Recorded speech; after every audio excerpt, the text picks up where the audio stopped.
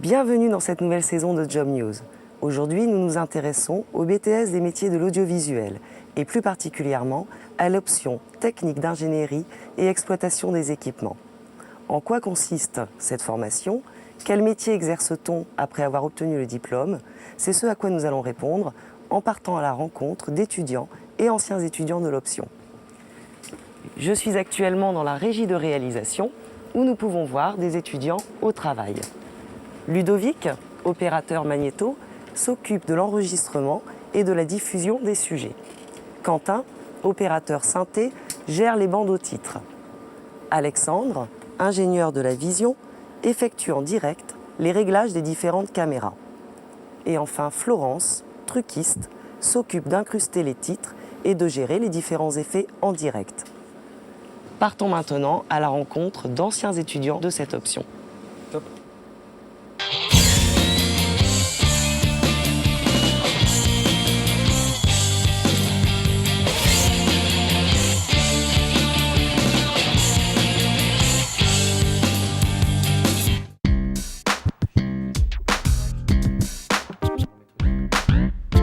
Au départ, le BTS audiovisuel, option exploitation des équipements, c'était le terme de départ de cette option. Donc, la réforme qui a eu lieu il y a quelques années, on a cherché à trouver un nom qui pouvait être plus parlant. Et donc on a rajouté la partie technique d'ingénierie, qui est vrai puisque nos techniciens vont faire toute la partie étude, installation, configuration, réglage des équipements. Donc dans ce terme, tout est regroupé, technique d'ingénierie. Je m'appelle Alice Legras, je suis en BTS audiovisuel, option exploitation. Moi j'étais intéressée par l'audiovisuel en général, c'était peut-être un peu plus par le cinéma au départ, mais après je me suis vite rendu compte que c'était plus en télévision qu'il y aurait des débouchés. Du coup j'ai décidé d'aller en BTS audiovisuel et en exploitation parce que c'est l'option où en fait on fait un peu d'image, un peu de lumière, un peu de montage. Alors, le profil des élèves que l'on va recruter dans l'option exploitation, ce sont des gens qui ont envie de faire de la technique. Il faut qu'ils soient intéressés par la technique, par l'informatique, par tout ce qui est réseau. Il faut qu'ils aient envie de travailler en équipe.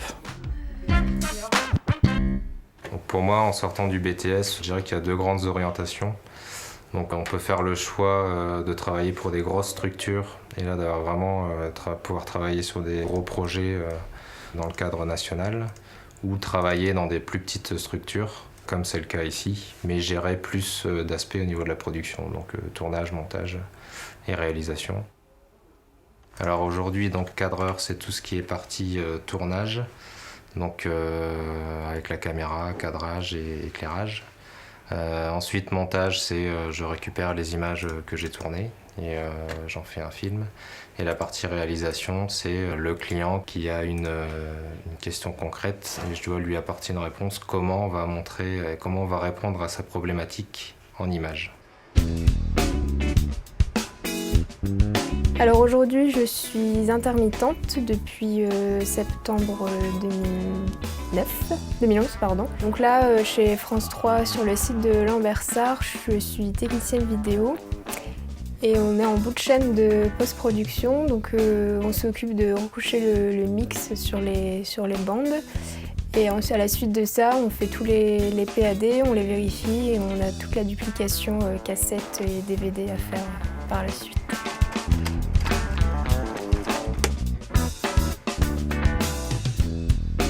J'administre le workflow de post-production. Nous sommes plusieurs techniciens à répondre présent dès lors qu'il y a un problème lié à l'exploitation du workflow de post-production, que ce soit pour les audits de mixage ou les salles de montage. On a beaucoup d'ingest et de transcode à anticiper de manière à ce que l'exploitation puisse débuter. Il y a un gros travail lié à l'administration des médias en mode fichier. Donc le travail depuis ma sortie de BTS en 1994 a énormément changé. Il fut un temps, ce qui m'était demandé, c'était de câbler des régies linéaires, de phaser des régies, de faire beaucoup de câblage. Aujourd'hui, tout est informatique, donc on brasse du RJ45, mais on travaille surtout énormément de fichiers via des PC et des Mac. Le travail a quelque peu évolué. Avant, je suis rentré technicien vidéo et de plus en plus, maintenant, je suis devenu un peu un data manager. C'est-à-dire que je suis en responsabilité des ingests, entrées et sorties des salles de montage. Donc tout ce qu'on reçoit en rush de tournage, il est ingesté dans le monde Avid ou Final Cut et c'est nous qui le faisons ici, le technicien vidéo. Donc ouais, les e-box, en fait, c'est un système qu'on a fabriqué l'année dernière pour rationaliser les tournages de télé-réalité. Là où une installation de télé-réalité nous prenait 6 semaines, maintenant avec cet outil-là, en fait, on peut faire la même installation en 2 semaines. Ça nous permet de faire des économies. Et donc du coup, en fait, on a pu faire l'année dernière avec ce nouveau moyen 3 tournages de télé-réalité alors qu'on n'en faisait que 2 maximum par an avant. Donc voilà, le système se compose en 3 parties. La partie en fait caméra avec les liaisons fibres, la partie enregistrement et asset management, et on a une partie en fait audio qui est installée au coup par coup sur les différents tournages à base de réseau Ethersound et de DME64 pour le process audio. Mon activité professionnelle en fait consiste à organiser et à mettre en place en fait les tournages de télé-réalité, la construction en fait de nouveaux moyens pour assurer ces tournages de télé-réalité.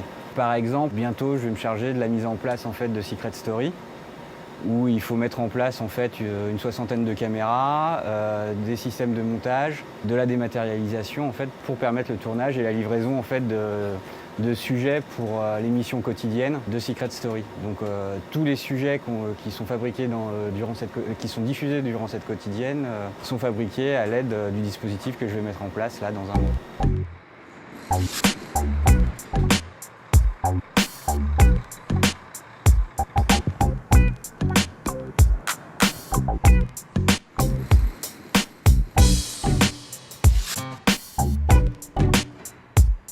Donc là, on est en train de préparer le matériel pour un concert de Superbus qui aura lieu à Maubeuge. Donc là, on prépare toute la partie son.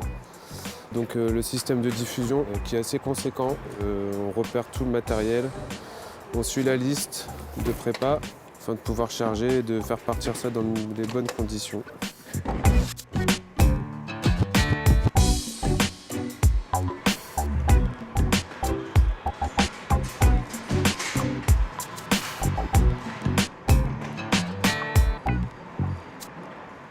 Je suis chef d'équipement audiovisuel, je monte des régies vidéo en régie Fly, plutôt Fly qu'à régie. Vidéoprojection pour des grandes conventions, conventions d'entreprise, un peu de télé quand même. Alors, le monde de la régie mobile évolue grâce aux nouvelles technologies, un peu dans le low cost.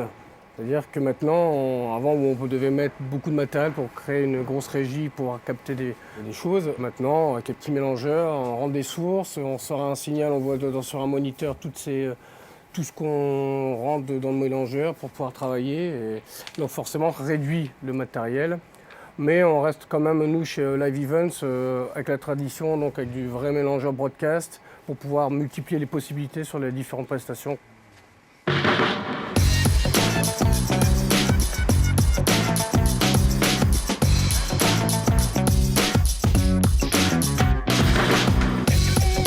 Je suis en contrat pro en alternance avec la société Manganelli. Avant de faire la licence pro, j'étais en BTS audiovisuel à Roubaix, en option technique d'ingénierie et d'exploitation des équipements. Je ne suis pas directement parti sur le marché du travail parce que j'ai eu l'opportunité de faire un contrat pro en alternance. Si cette possibilité-là n'était pas arrivée, je serais parti sur le monde du travail.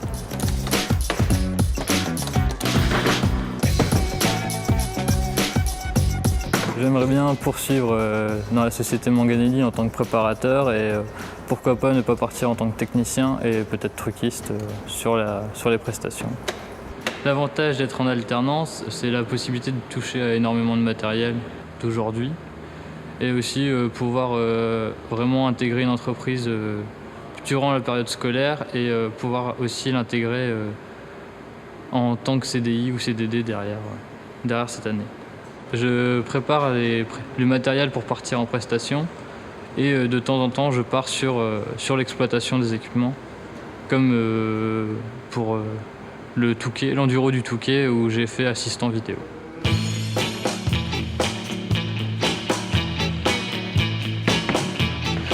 Une semaine type pour moi, ça va être très varié. Des fois, je vais enchaîner une semaine de prestations complète, sachant que j'aurais préparé ces prestations un peu à l'avance pour définir le matériel et le contenu, s'il y a du contenu, voir une partie un peu plus production avec l'équipe, les horaires, s'il y a du transport, s'il y a un peu de logistique entre deux, avec mon chef de stock par exemple. C'est beaucoup de l'opérationnel, donc c'est beaucoup sur le terrain.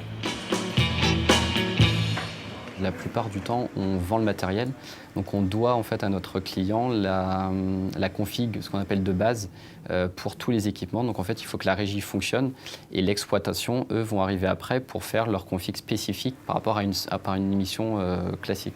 On doit avoir une vue globale sur tous les équipements, donc c'est ça qui est un petit peu compliqué et en même temps très intéressant, c'est qu'on est toujours en amont de tout ce qui peut se faire dans le milieu professionnel, broadcast. C'est-à-dire que voilà, toutes les nouvelles régies HD forcément veulent déjà être là en avance sur leur temps ou avec des idées précurseurs. Donc voilà, donc c'est à nous de leur proposer ce qui se fait de mieux. Il y a deux milieux, il y a la partie exploitant et la partie donc ingénierie. Bon, l'avantage d'ingénierie, c'est qu'on a plutôt des horaires de bureau, donc c'est du lundi au vendredi, avec des plages horaires assez larges, mais voilà, qui restent correctes, par rapport à des milieux d'exploitants où eux, ils travaillent plutôt le week-end, là où les gens font des prestations comme le foot. Alors au quotidien, on peut faire de l'ingénierie et de la gestion de projet. C'est la même équipe qui s'occupe de ça.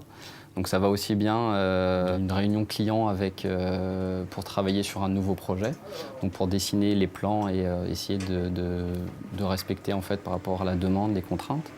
Ensuite, on va faire toute la partie câblage, la partie mécanique, donc c'est toute l'installation dans une régie du mobilier, du mur d'image. Et ensuite, on va faire la mise en route des équipements jusqu'à la recette avec le client pour voir si on est conforme par rapport aux réunions d'ingénierie.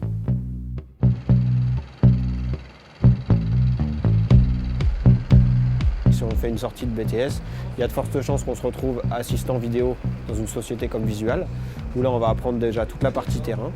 On va mettre en place les caméras, voilà, on va faire le premier lien avec le car, mais voilà, toute la partie extérieure du car. Après, on passe souvent à la vision. Comme ça, là, après, une fois qu'on a mis les caméras sur le terrain, on apprend à les régler, à les connaître techniquement et à faire le lien avec les gens du terrain. Et une fois qu'on a fait enfin le lien avec les caméras, on devient souvent opérateur réseau. Donc là, c'est celui qui va mettre en œuvre toutes les LSM, faire le réseau pour que toutes les machines discutent entre elles. C'est un nouveau poste en fait, mais ça fait 5 ans que maintenant les LSM elles sont présentes. Donc il y a ce poste d'ingénieur réseau et après chef de car.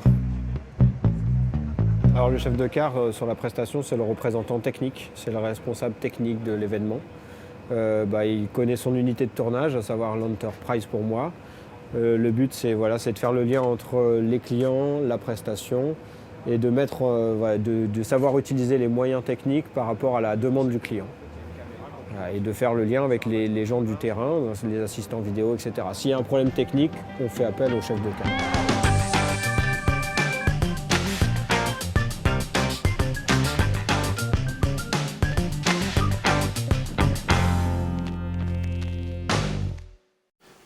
Eh bien, bonjour à tous.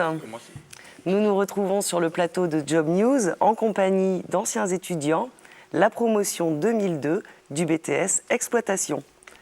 Promotion presque au complet puisqu'il nous manque aujourd'hui François Engrand, qui est retenu par un heureux événement puisqu'il vient d'être papa.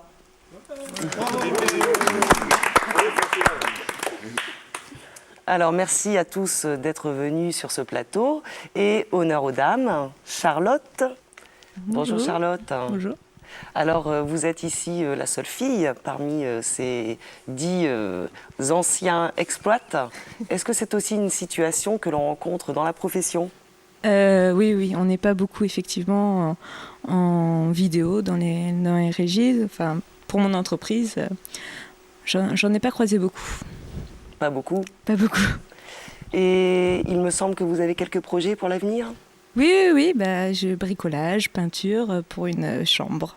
Pour une chambre? Pour une petite chambre avec un petit berceau, parce que voilà, c'est l'âge aussi, on a pris 10 ans. Félicitations.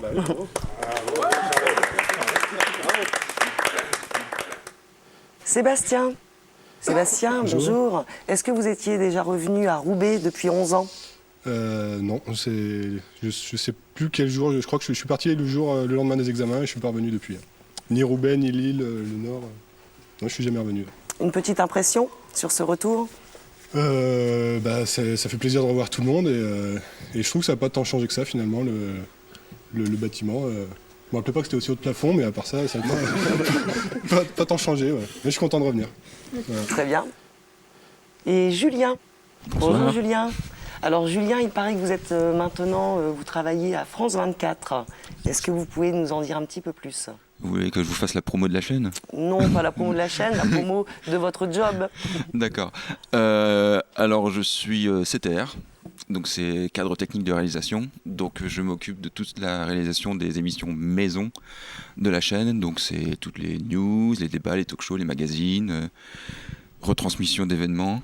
Donc c'est tout ce qui se passe sur plateau multicaméra, avec des invités, des duplex, des téléphones, des journalistes, et tout le travail là, quoi.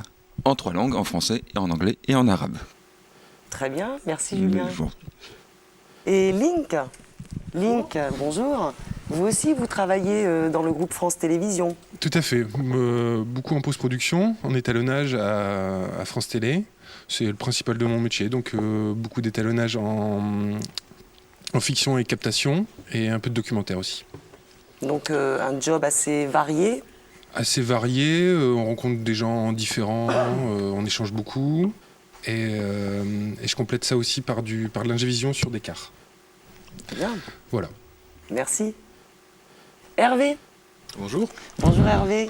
Alors vous êtes le breton de l'équipe, paraît-il. Oui, le breton. Hervé, Alors, voilà, ça revient très loin, c'est vrai que c'est le breton pour beaucoup de personnes. Ouais. Voilà. Et maintenant, vous n'êtes plus du tout en Bretagne, puisque vous êtes en région parisienne. Alors pourquoi la région parisienne est-elle un passage obligé lorsqu'on s'engage dans les métiers de l'audiovisuel? Ça rejoint l'option exploitation, c'est vrai que faut trouver sa voie, je pense, dès le départ quand on sort du BTS. On est un peu multicarte quand on sort, et c'est vrai que Paris offre le plus d'opportunités pour déjà se faire une petite expérience technique déjà, et trouver peut-être son cursus plus précis, trouver une spécialisation pour... Voilà, moi j'ai commencé en post-production, j'ai fait du montage de la diff d'ailleurs avec plusieurs de mes collègues, de la diffusion trafic à l'équipe TV, et maintenant depuis 8 ans ou 9 ans je fais que de la vision, donc un peu comme Link, donc j'ai déjà travaillé avec Link aussi d'ailleurs, donc que du plateau à la multicaméra, essentiellement en vision. Voilà. D'accord, donc ingénieur de la vision maintenant. Ingénieur de la vision. Très bien. Et Étienne. Bonjour. Bonjour. Étienne, vous veniez de Nantes. Où êtes-vous actuellement? Où êtes-vous actuellement et que faites-vous? Je suis sur Paris depuis 12 ans. Je suis arrivé à Paris juste après l'examen du BTS. Et en fait, ça fait 12 ans que je travaille dans le même groupe, le groupe CMC Digimage, qui est spécialisé dans le labo cinéma. Et j'ai bougé dans une société de la même filiale il y a 4 ans, qui est une société de plus de post-production, mais plus spécialisée dans la télé et les séries d'animation. Donc là-bas, moi, je travaille surtout en montage, je travaille sur différents logiciels comme Avid et comme Final Cut Pro. Des logiciels que vous avez appris à manier durant votre formation ici? Non, on n'a pas fait tellement de logiciels de montage parce que c'est surtout l'option montage. Mais non, j'ai appris vraiment sur le tas en bossant petit à petit. On avait commencé par la régie numérique. Puis petit à petit maintenant, comme tout s'informatise, petit à petit c'est devenu vraiment des logiciels informatisés, quoi. Merci. Ça se passe bien. Voilà. Xavier. Oui. Xavier, il paraît que vous avez fait le tour du monde. Oui, c'est vrai. C'était pas. En fait, Travailler dans l'audiovisuel, c'est quelque chose qui est quand même intéressant et ça permet de s'épanouir aussi, mais il y a aussi des projets personnels qui se mettent en place. Donc le tour du monde, ça m'a permis aussi mes connaissances en audiovisuel, ça m'a permis de créer un petit site internet pour le tour du monde, de faire des photos, de la prise de son et de partager mes expériences avec tous ceux qui veulent se connecter sur le site internet en fait. Merci. Nous avons Cédric aussi qui est parmi nous. Alors vous étiez il y a quelques jours sur la place Saint-Pierre à Rome pour les adieux du pape Benoît XVI. C'est ça, ouais. Comment passe-t-on des Vosges au Vatican ? J'ai eu une grosse période où j'ai travaillé, j'étais chef de car chez AMP. Ça m'a donné le goût du voyage, on va dire. J'ai voyagé pas mal en France et du coup, ne pouvant aller plus à l'étranger, j'ai changé de boîte et je suis passé chez BFM où je fais beaucoup de voyages à l'étranger. Et du coup, voilà, c'est surtout pour ça que je suis passé là-bas et c'est très très bien. Donc un métier où l'on bouge aussi. Ouais. Nous avons un autre voyageur, c'est Jérémy. Bonjour. Bonjour Jérémy. Vous avez, réalisé un documentaire en 2011 sur les mineurs chiliens. Oui, c'est vrai. Et en fait, c'est une envie que j'ai depuis même avant le BTS de réaliser des documentaires et de raconter des histoires. Et maintenant, je suis monteur, donc j'arrive à le faire d'une certaine façon. Et en fait, ma compagne est chilienne et donc j'ai découvert son pays. Et une histoire qui m'a touché sur cette mine de cuivre et j'en ai fait donc un documentaire par la suite d'une façon un peu particulière, mais c'était une belle expérience. Nous ne manquerons pas d'aller voir ce documentaire. Merci. Et nous avons aussi Benjamin. Bonjour. Bonjour Benjamin. Alors maintenant, directeur d'exploitation à LOSC TV, c'est ça ? Ouais, en partie. Ouais, LOSC TV, c'est une partie en fait de l'entreprise qui m'embauche, qui est le club de football professionnel de Lille, le LOSC. Et donc au sein de cette entreprise que j'ai rejoint à la sortie du BTS, on a une activité audiovisuelle qui est assez divers et variée puisque on suit en fait tous les jours les joueurs de foot à travers le média qui est LOSC TV sur Internet, mais aussi un ensemble de moyens techniques qui peuvent être mis en œuvre pour recevoir et tout simplement faire des conférences de presse, utiliser pas mal de moyens techniques comme ça au quotidien dans la semaine avant les matchs. Et les soirs de match aussi toute une partie animation dans le stade avec le nouvel outil qui est celui du LOSC, le grand stade Lille Métropole aujourd'hui tout récemment construit à Lille. Donc une entreprise qui est en pleine expansion et qui emploie beaucoup de gens dans l'audiovisuel puisque au-delà des diffuseurs, il y a aussi la partie club en fait où il y a des gens qui travaillent là pour la vidéo. Merci. On termine avec Tariq. Tariq, alors opérateur LSM, en quelques mots Tariq, en quoi ça consiste ? En gros, c'est un gros serveur informatique qui permet de gérer des flux vidéo en entrée comme en sortie. C'est-à-dire qu'on peut enregistrer ou lire des flux vidéo. Et donc ça permet de faire du foot, des ralentis ou alors des émissions de télé pour envoyer des sujets, des boucles, de l'habillage, etc. D'accord. Voilà. Merci beaucoup Tariq. Et puis, comme c'est un anniversaire, 11 ans après, quelques surprises. Une vidéo où vous allez vous reconnaître, je pense.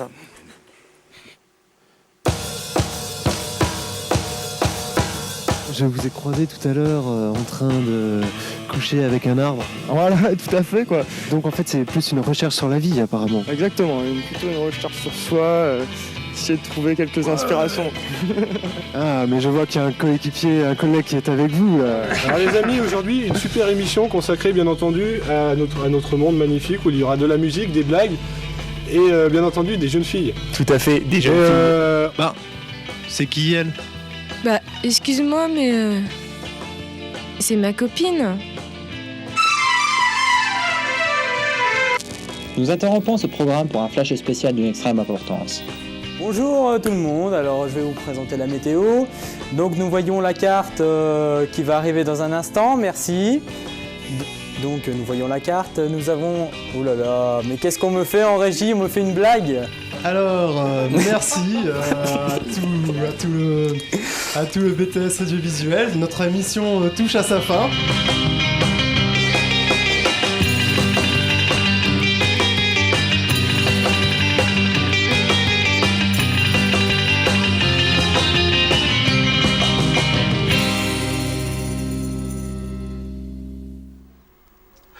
Qui souhaite réagir à ces petites bribes de souvenirs? Je pense qu'il n'y a rien à dire.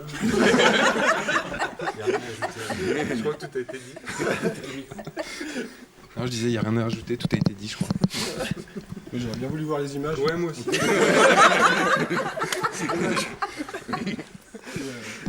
Mais c'est un peu... ça nous ramène 10 ans en arrière, à plein de souvenirs qu'on a vécu tous ensemble. Et c'est un peu, je pense, tout ce qui va nous arriver pendant toute la journée. On avait ce rendez-vous-là qui dure 10 minutes et on a une journée, une soirée derrière pour bien faire ça et bien se rappeler de tout ça. Et tout ce qu'on faisait à cette époque-là. Eh bien, je vous souhaite à tous de bien profiter de cette journée de retrouvailles. Un grand merci d'être venus sur ce plateau, nous faire part de votre expérience. Et quant à nous, on se retrouve la semaine prochaine, même jour, même heure. Merci.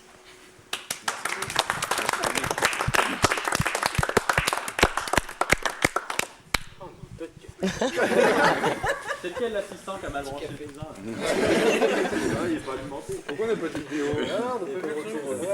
On peut pas les voir. Ça marchait pas. Ah oui, avant que ça marche. Ouais, tout à l'heure ça marchait toujours.